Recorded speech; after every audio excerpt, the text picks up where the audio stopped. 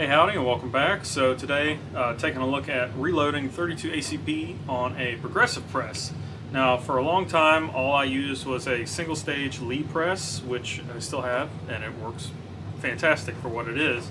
But I have been looking at progressive presses for a little while, and this particular one, this is an RCBS Piggyback II. I got this as a gift from my father-in-law, and it was actually his father's. So I spent a little while earlier this year setting it up, getting it unfrozen, making sure that everything's working correctly. And I gotta say, it's a pretty cool press. It's a 5-station with an integrated powder dropper here. And I'll tell you what, this thing can really crank out some 38 and 357. But for loading 32 ACP on a progressive, I asked the hive mind what everybody thought. And the response that I got was basically it was going to be a nightmare. It's a very, very small cartridge. People kept saying how often they would pinch their fingers, bad powder drops and stuff like that. And so I figured if it was this, fantastic for reloading 38, I figured I would give 32 ACP a try. And here we are.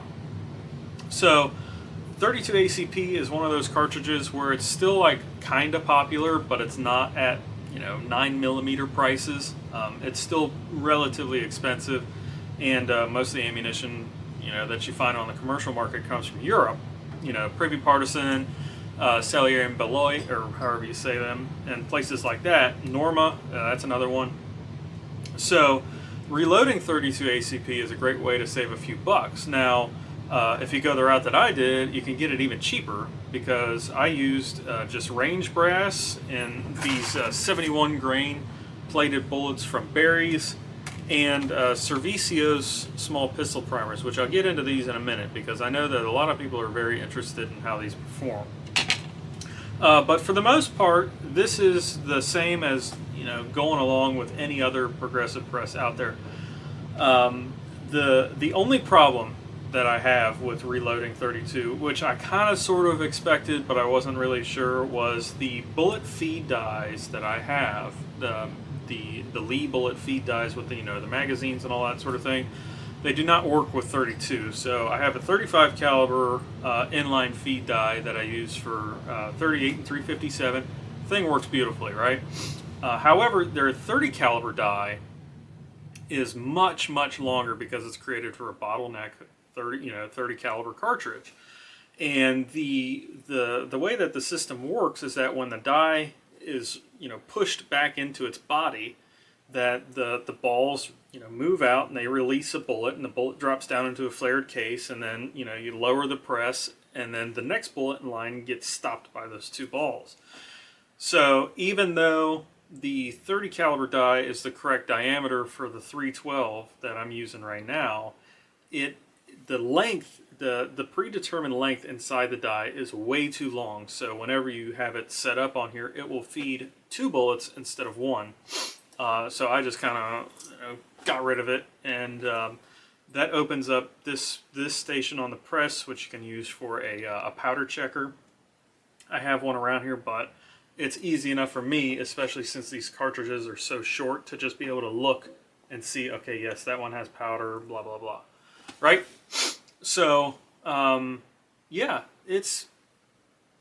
I think it's a really great way to crank out some range ammo, target ammo, nothing particularly fantastic, but it's plinking ammo. That's basically what it is. It's a great way to crank out some plinking ammo. So let me take you in here a little bit closer and show you how this thing operates. Alright, so this is the main portion of the actual Piggyback II here. Now, the way that this system works is that it's bolted on to a traditional RCBS single-stage press, like a rock chucker.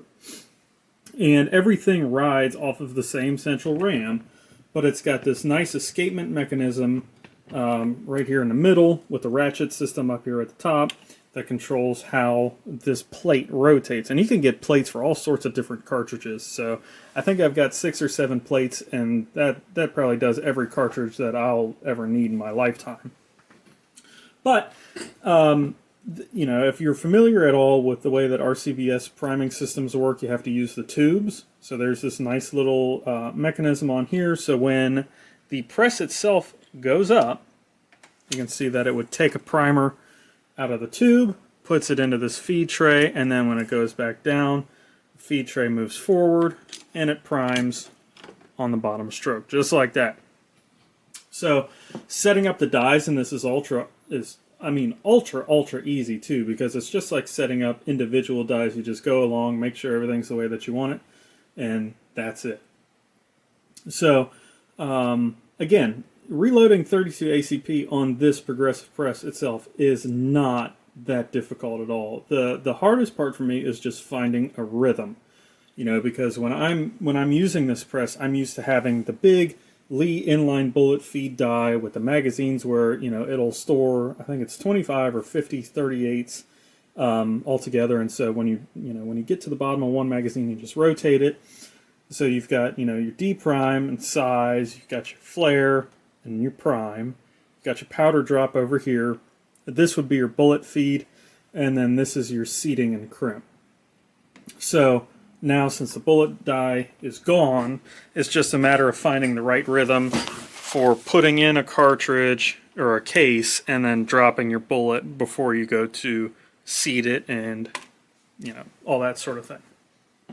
So let me show you it in operation. So it starts off like any other progressive, and then especially since we got the tube prime thing that RCBS is known for, all we got to do is take out the cotter pin and the primers drop down. Put in your first case, make sure that the powder dropper doesn't detect casing. Upward stroke, size, D prime, rotates, prime, right? And then the next one. Again, check to make sure that the powder dropper doesn't detect a case. So now it's flared. Back over, primes the next one. So now it detects a case. So on the upward stroke, it'll drop powder. Another case. Same thing, just like that. So now this case in station 3 is charged. I'm going to rotate again. Now this is the station where normally there would be a bullet feed die or a powder checker. Again, that's not on this one. Back over. Up.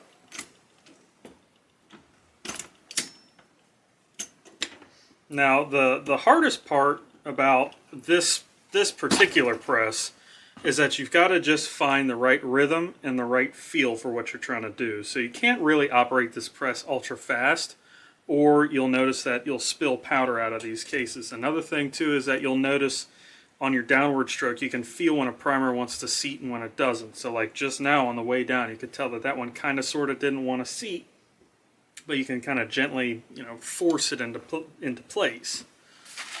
So now, since we've got one at station 5, pull it on, casing in, and the coolest part, just like that. That's it. So again, it's just a matter of finding the right rhythm that works for you. I personally love this press. This is, I think, the coolest thing that I've ever used in the world of reloading. Now granted, I'm not like a hardcore reloader like most of you guys out there, but this is pretty neat. So when it comes to these Servicios primers too, one thing that I kind of read online before I even bought any, I think I bought like 4,000 or 5,000 of these, is that people said that they have thick primer cups, and they are 100% correct, because sometimes, like you just saw, it can be hard to seat them. And some of the older 32s that I have in my collection, I have a pre-war PPK with a pretty, you know, weak hammer spring at this rate, and it'll have a hard time getting a hard enough strike on them. But for the most part, they work. They work just fine. They're just like any other primer out there, and they're relatively cheap too. So, you know, versus paying the extortion prices for CCI and stuff like that. But I am an ultra huge fan of being able to crank out some nice plinking ammo, you know, to feed my 32 collection. And like I said, I mean, this is just the bee's knees compared to doing this on a single stage press. And I think when I've got everything like up and running and, you know, going full tilt, I'm pretty sure I can do 200 rounds in about 45 minutes. So again, it's just a matter of finding the right rhythm for you. With the inline bullet feed die on here, when I'm loading 38, it's much faster than that because I don't have to do the second, you know, the second step of putting on this bullet here. Sometimes, yeah, Station 2 likes to get hung up on this die, but that's okay. Just like that.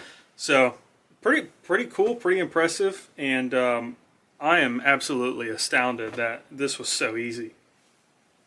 You know, everybody kept saying that, you know, oh my God, it's going to be like this god-awful nightmare of, you know, all your different seating depths, and there's so many different variables on a progressive, and this and that and the other thing.